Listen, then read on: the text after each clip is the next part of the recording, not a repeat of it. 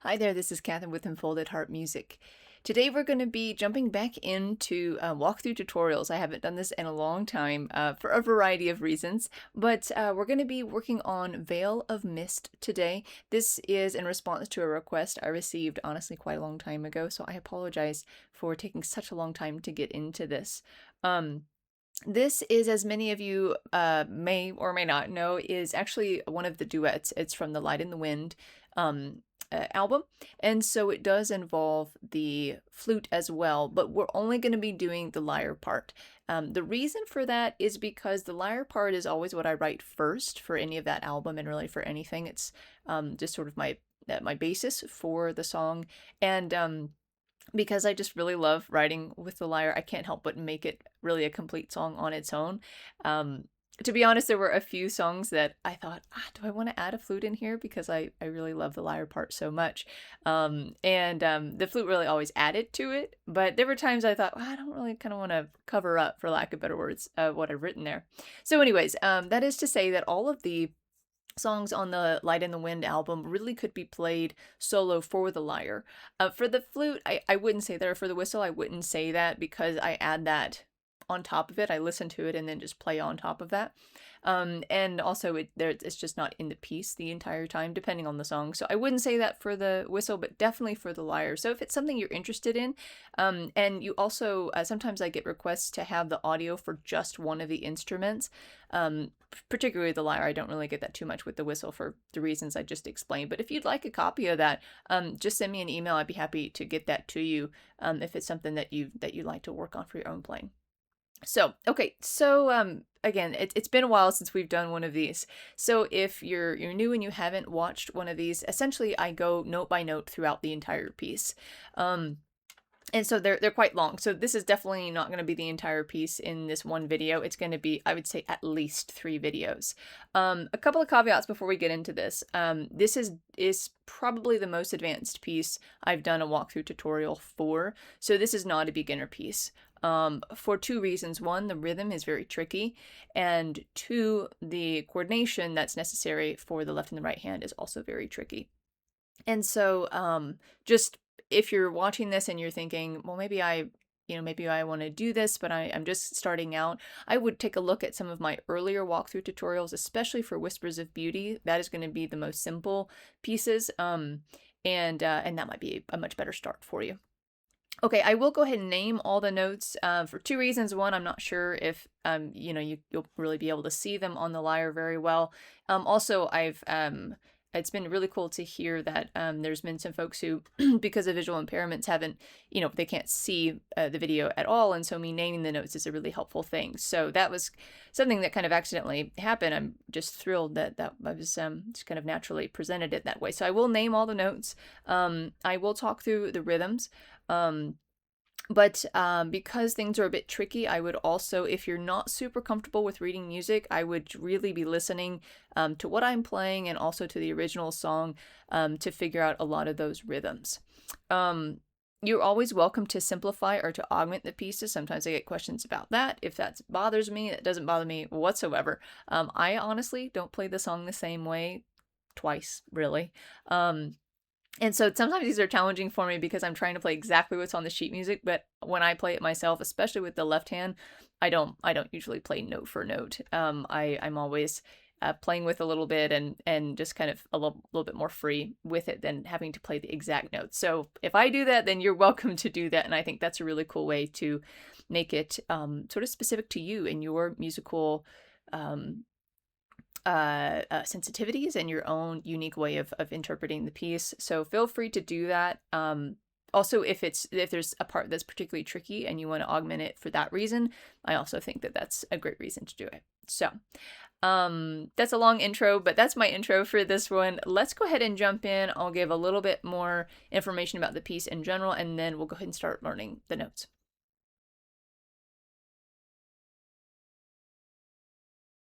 All right, a couple of just housekeeping and broad strokes for you before we get into the notes themselves.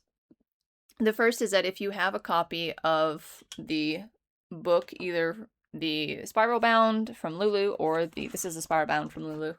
This is what I always get. Or a glue binding from Amazon.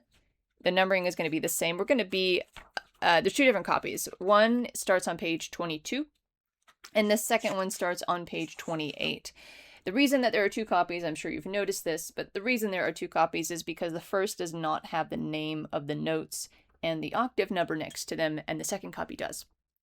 Usually I use the second copy when I'm doing these, but one thing that kind of happened with this this album, because it has the flute, it means that the notes got really spread out when I needed to add the excuse me, note names and octaves. I don't like to have them squished because I think that's confusing and then it's no help to anybody, so I had to spread them out. And you may, if you take a look at, for example, at page 28, the first and second line, the entire line is just one measure. And that's fine, but I find it really tough to read because the notes are so spread out, because I'm not looking at the letters and the numbers, I'm looking at the notes themselves. So I'm actually going to be using the kind of clean copy on page 22, and that's kind of what I would recommend you using if you need to start or want to start with the first one because you're not really comfortable with note reading. That's great. Maybe use it as a check or as a way to to get started and make sure your fingers are on the right notes. But it could very well be easier to take a look and use the first copy because things are more condensed and it's just easier. It's easier to read from my perspective. So for what that's worth. Okay, it doesn't matter which one you use. I would recommend having a copy of the piece. I always think that's a bit easier. You can also buy the individual piece rather than just the whole book. If you've got any questions about those options, just let me know. But it doesn't matter because the measure numbers are the same. So if I say measures, 1 through 7, that's going to be 1 through 7 on either copy. So that's not to worry. Okay. All right. Broad strokes about this piece. So I always like to do time signature, key signature, anything kind of strange or different or worth noting about the piece in its entirety, and then I'll go through the division of the piece in regards to places where there's repetition, places where things change, stuff like that. So the first thing, we're in 4/4 time, so we're going to get 4 beats per measure. I'm using a little bit more of technical language because I've done the Lyre Foundations course, so I'm going to integrate that in a little bit. It's also easier to communicate. So we've got 4 beats per measure. It's easy to see in the left hand because we've got 4 quarter notes there. The right hand you'll see at the very beginning is already complicated because we're using triplets, but we'll go through that later. So we're in 4/4 time. The whole album is going to be, it's not necessarily D major, but for the sake of simplicity, we'll say it's in D major. But the reason to mention that is because we have 2 sharps. So you need to make sure that your lyre is tuned where you have all your Fs as F sharp, and you need to have all your Cs as C sharp. Okay. This does utilize a 19-string lyre. This whole album does. I have not given alternative notes because this was duets, which is in contrast to the Butterfly Dream album. But if you've got a 16-string and you really like to play this song and you yourself can't quite figure out what might sound nice with it, again, send me an email and I'd have to throw out a few suggestions. I'll take a look at that and see what I think. But I am going to assume that you're playing a 19-string rather than a 16-string for this piece. All right, so F sharps and C sharps, 4/4 time.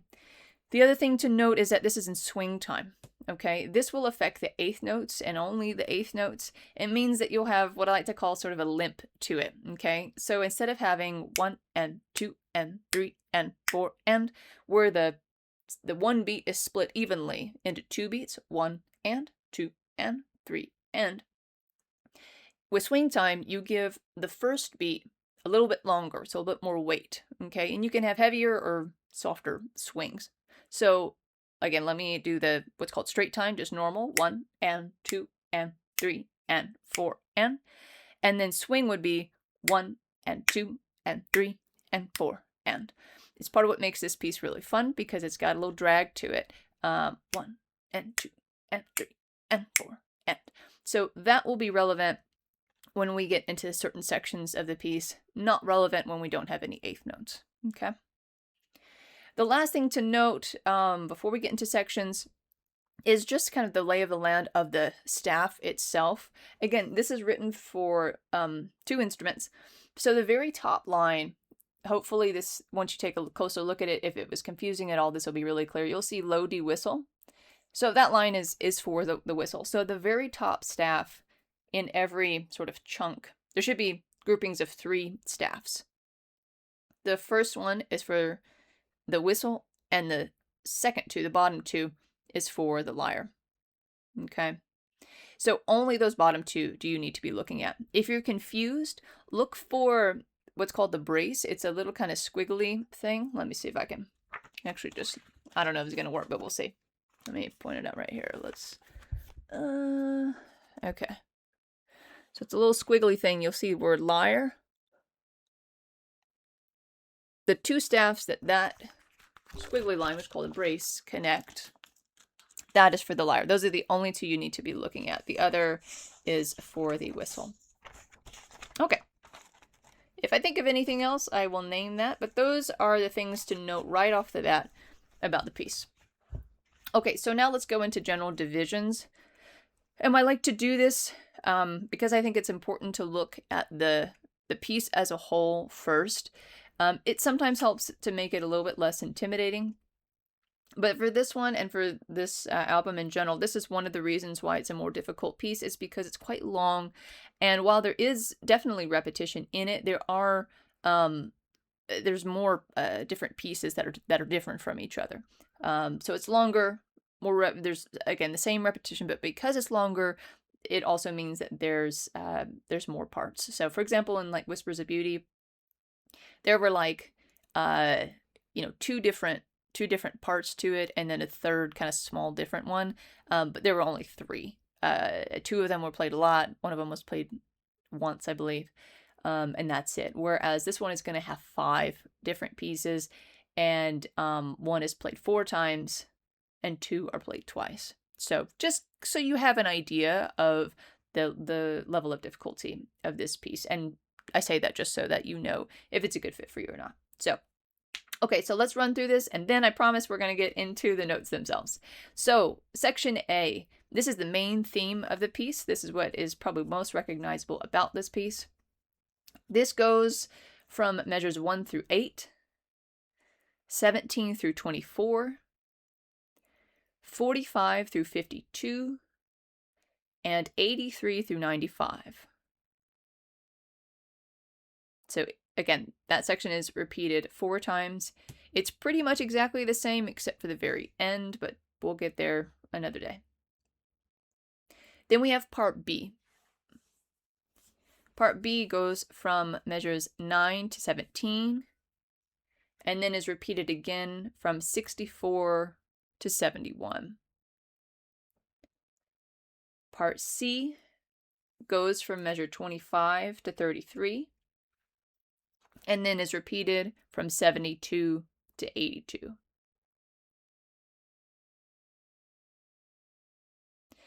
We have part D.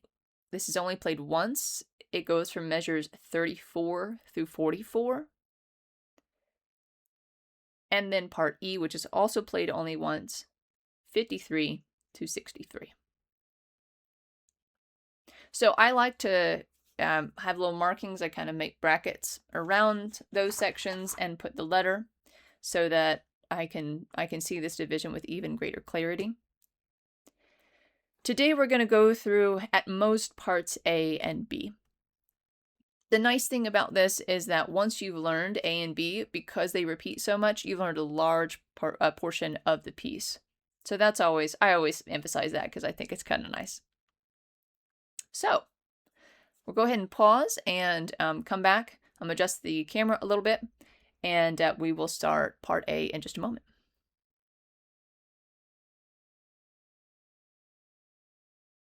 Okay, I have zoomed in now to get a better view of the lyre. Hopefully you can see that at least decently well. Like I said, I'll be naming the notes as well. Okay, I have to say right off the bat, I have gotten mosquito bites quite a bit lately, and so if I'm moving a little bit, it's because there's an itch that just needs a little bit of scratching. So I hope you don't mind. Okay, all right, so looking at Part A. Again, the first time it's played, it goes for measures 1 through 7. Again, this is, if you've kind of followed any of these tutorials before, I always talk about the repetition that happens, and this is no exception. So I want to look at the right hand first. We're going to look at essentially the first 2 measures, and you'll see that there are triplets. So this means that for 1 beat, you want to fit 3 notes into that 1 beat. For the very first measure, we have this 4 times. For each of the 4 beats, we have this, okay?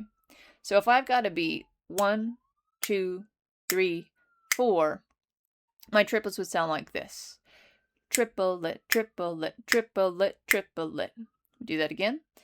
Triplet, triplet, triplet, triplet. Okay? So let's look at the notes first before we even do rhythm. I apologize. I should have done that in opposite order, but that's okay. Just given an idea, I suppose, of what's coming up. So looking at just the right hand, we've got F sharp, D, and B. Okay, the first 3 triplets are just these 3 notes. Triplet, triplet, triplet.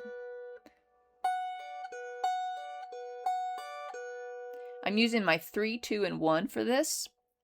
I don't really know what I think using your 4 would not work very well. So that's probably really the only fingering that's going to be conducive to playing this. So I would also emphasize maybe that first note. I think that's nice. The first beat of each of these quarter note or quarter beats, basically. 1, 2, 3. Okay. Then we have our last beat of this measure, which means we need to move our 2 up 1 string so we can get to E, then F sharp, then back to, I'm sorry, that's not E, D, E, D. So I apologize, let me clarify that. Rather than moving your 2 up, you're going to move your 3 down. Okay, so we'll have triplet, triplet, triplet, triplet. 1, 2, 3, 1. Let me do that again. 1, 2, 3, 4. Okay. Your left hand is going to be playing quarter notes with this. I don't think I'm going to switch to that yet. But I just want to play it so you can know that at the time when I'm saying 1, 2, 3, 4 is when your left hand plays. Which is a nice way to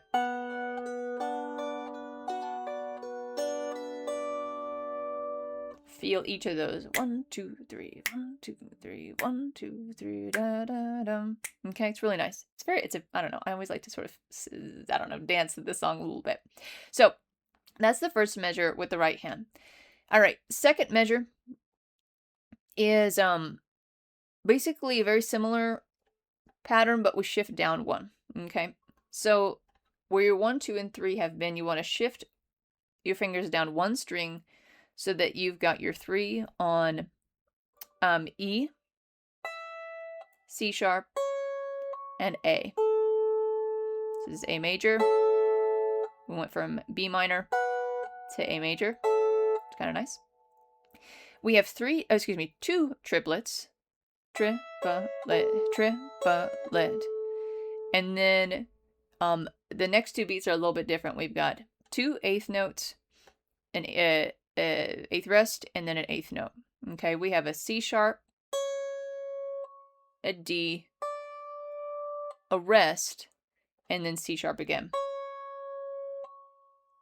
I'm going to actually leave out that second C sharp because it's actually kind of part of the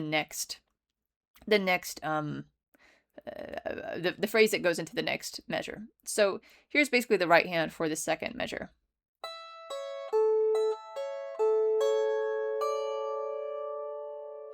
Okay. Okay, I realized I didn't touch on the swing here. So here's the first time the swing comes in with these eighth notes. Okay, so we have our triplet, and then we have swing eighth notes. Okay, so we have triplet, triplet, 3, and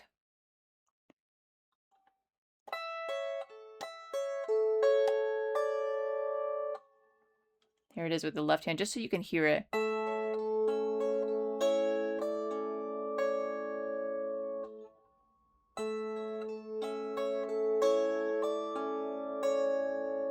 I am putting that C sharp in there just to fill out that whole measure. Okay. Let me do that again with the right hand. Again, if you're confused about the rhythm, it is very tricky because it's triplets, then eighth notes, and the eighth notes are swing. Let's try and just listen to it and see if you can copy what I'm doing.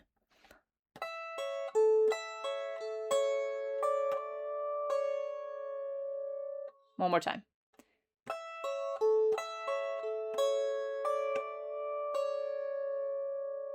Okay. I'm going to put the first and second measure of the right hand together.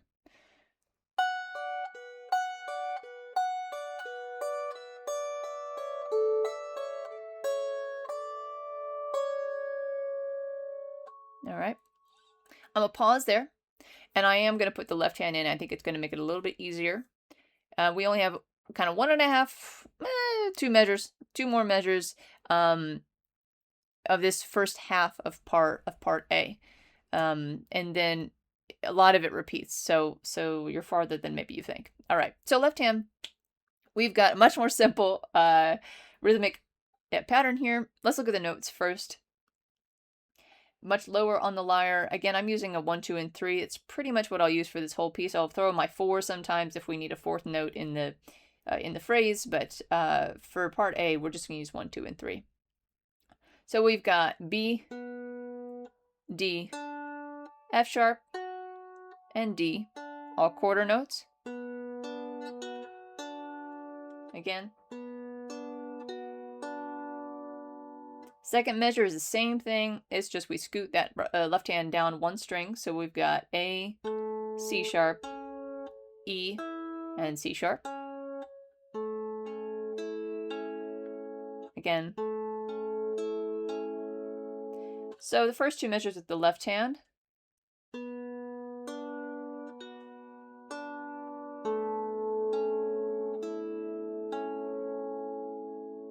All right. One more time with that.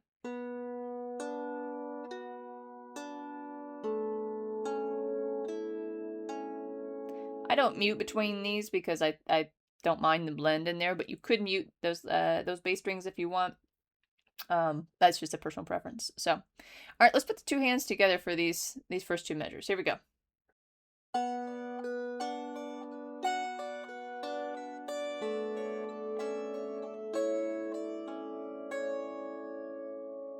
One more time.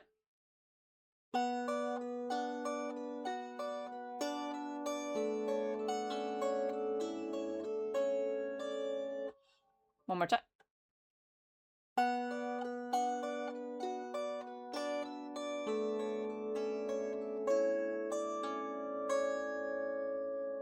Okay.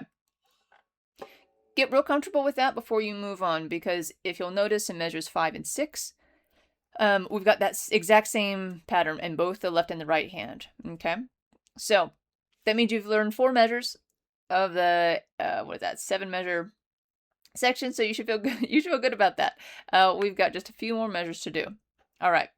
The third measure with the right hand. Let's talk about notes first, then we'll do rhythm, because again, it's a bit tricky. All right. So our notes for this, we've just come off of the C sharp. We're going to go up to D, down to B. Then we have, those are both eighth notes. Then we have an eighth rest, but this is within a triplet. Okay. So again, we've had D, B.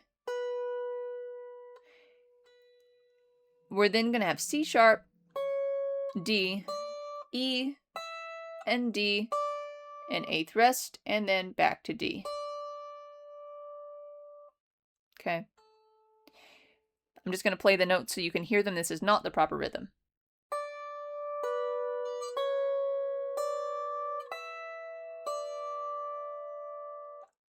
All right. For the rhythm, we've got a bunch of eighth notes, but they're all a little bit different. Okay, so if we look at each beat separately, I think that's the best way to do it. The first two notes are in the first beat. They're one and, but they're in swing. So it's one and. One and. Okay? One and. The second beat is a triplet. So just like we've been playing before with the... But the first of that triplet is a rest. So you won't play that note. The second two notes, the C sharp and D, are the second two notes of the triplet. Okay? So if we imagine we have triplet, it would be triplet, triplet, triplet. Okay. Next beat will be the third beat. That's 3 and. This is the E and D. Again, we have 3 and. That was just the same as the same rhythm in the first beat. And then the last beat, we have 4 and, but the 4 is a rest. So we just have 4 and, 4 and, 4 and. Okay. So here's that measure with all the right rhythms. Okay.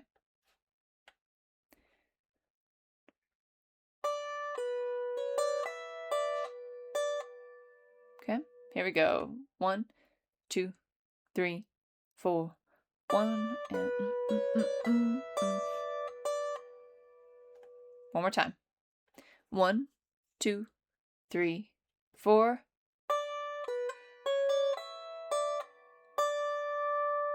Okay.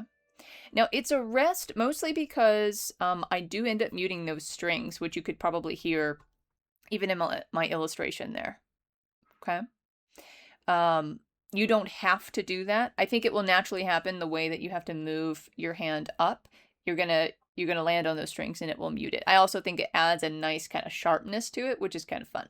So, for what that's worth.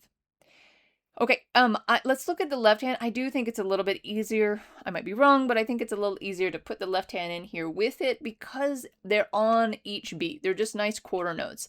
And so they help ground this real funky rhythm that's in the right hand and maybe help you to be able to hear it and feel it a bit more. Okay, so in the left hand, in the beginning of the piece, we start with this B minor. Then we go down to A major. And now we're going to go down one more, but it's a slightly different pattern. We're going to have G, then B, and then move up again, back to the A, where we have A, C sharp. All right? So it's just simply...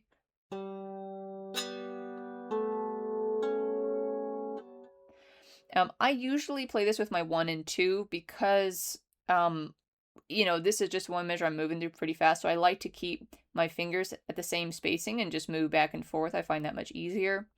You could use your 1 and 3, but I think that's a little bit harder because then you've got to get that 3 up to F sharp in measure 4. So it's your preference, but I prefer 1 and 2. So here's this again, measure 3 with the left hand.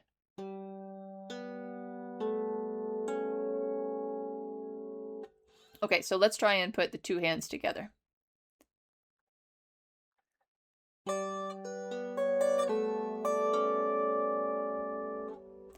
didn't get that last note in. Let me do that one more time.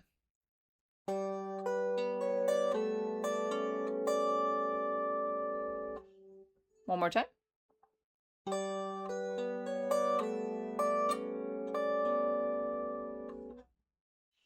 One more time. It's hard not to go on to the next measure, but let me do that just so it's super clear.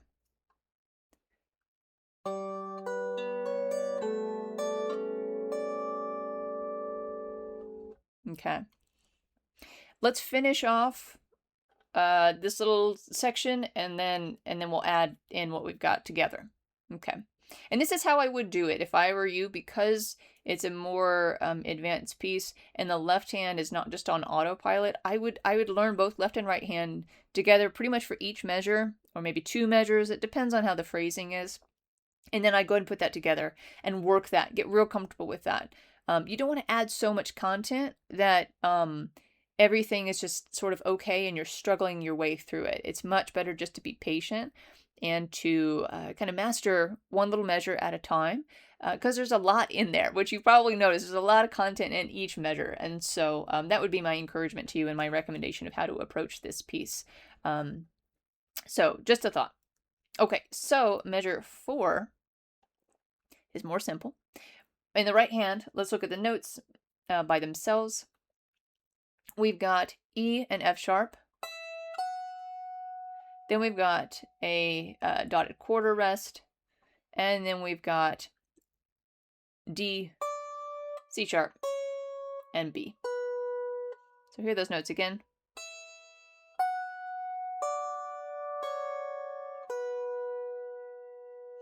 Okay, we have no triplets in this measure, which I say that with a particular emphasis because we do have 3 eighth notes that are together, so it can look like a triplet, but notice there's no little number 3 underneath that, and that means that it's not a triplet, that we're actually going to play those as eighth notes.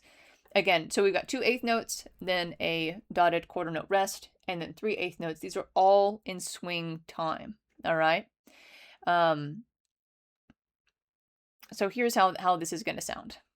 2, I'd say 1, 2, 3, 4.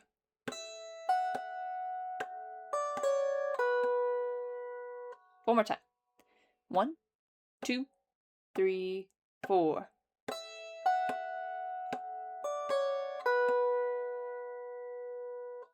You can feel on that last one we have 3 and 4 and 3 and 4 and.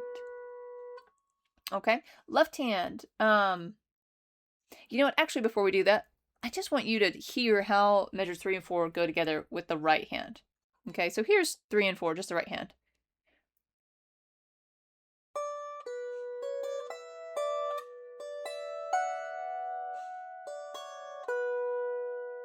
One more time. 1, 2, 3, 4.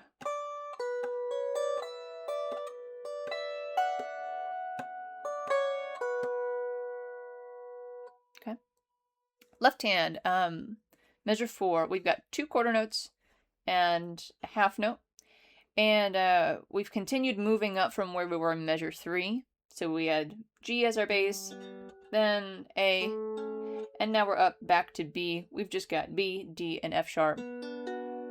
Okay, so 1, 2, 3, 4. 1, 2, 3, 4. So here is both hands measure 4. 1, 2, 3, 4.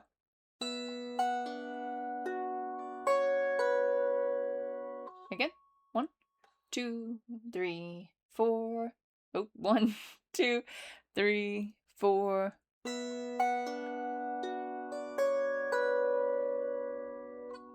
Okay, let's do measures 3 and 4 together, both hands, and then we'll do 1 through 4. And then we'll have one more measure. That's it. One more measure in this, and the rhythm we've essentially already done. So hopefully that's encouraging. Here we go. So 3 and 4, both hands. 1, 2, 3, and 4. And.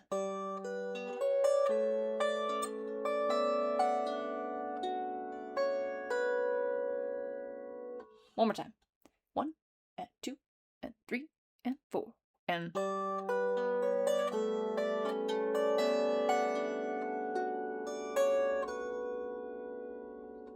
All right, now let's do 1 through 4, both hands.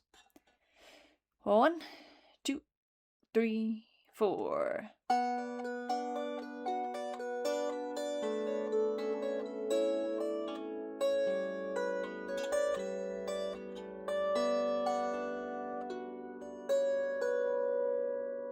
One more time. 1, and 2, and 3, and 4. And.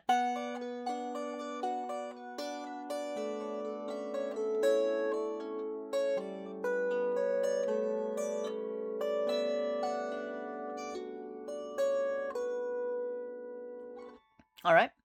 Then measures 5 and 6 are the same as 1 and 2, so we can actually just add that right on. Let's do that. 1, 2, and 3, and 4, and...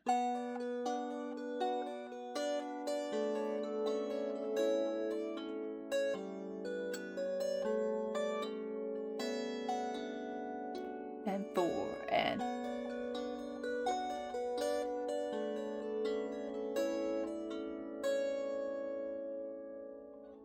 Okay.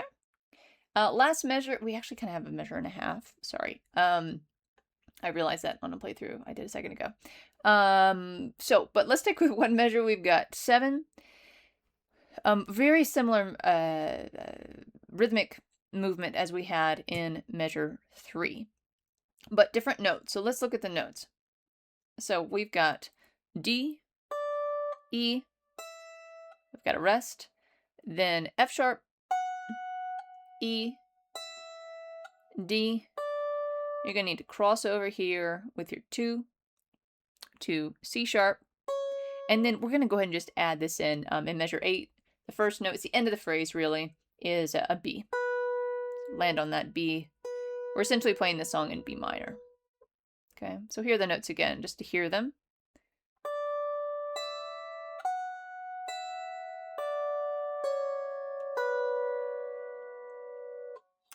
Rhythmically, let's do each beat. So the first beat we have 1 and, just like we had before. 1 and 2 and 3 and 4 and 1 and. Okay, here we go. 1 and. Sorry, that was a little loud. 1 and 2 and 3 and 4 and 1 and. Okay.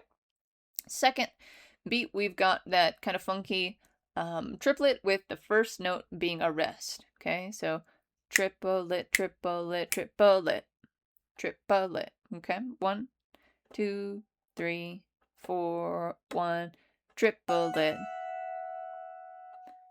triplet, triplet, triplet. And then beat 3 is just a quarter note. Beat 4 is also just a quarter note. And ending the phrase in measure 8, we end on a half note on that B. So here's right hand for 7 and first half of 8. 1 and 2 and 3 and 4 and.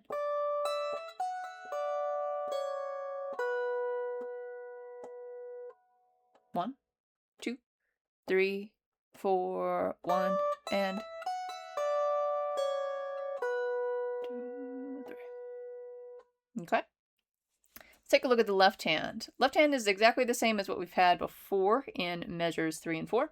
So again, quarter notes. We've got G and B, and then A and C sharp. And then ending the phrase in measure 8, we've got B, D, F sharp. So here's the left hand. 1 and 2 and 3 and 4 and 1 and 2 and 3 and 4 and 1 and 2 and 3 and 4 and. One more time. 2, 3, 4.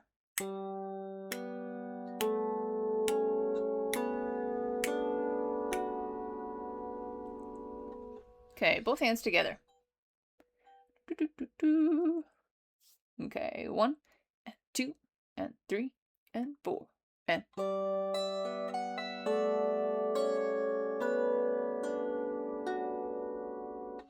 Again, 1 and 2 and 3 and 4 and.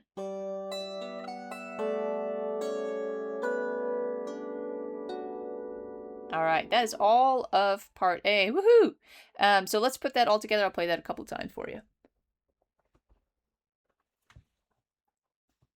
All right. 1 and 2 and 3 and 4 and.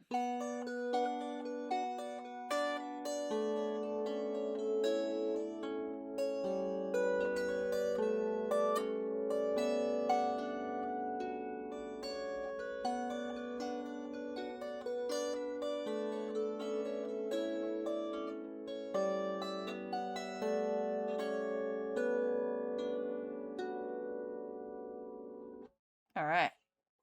One more time. 1 and 2 and 3 and 4 and.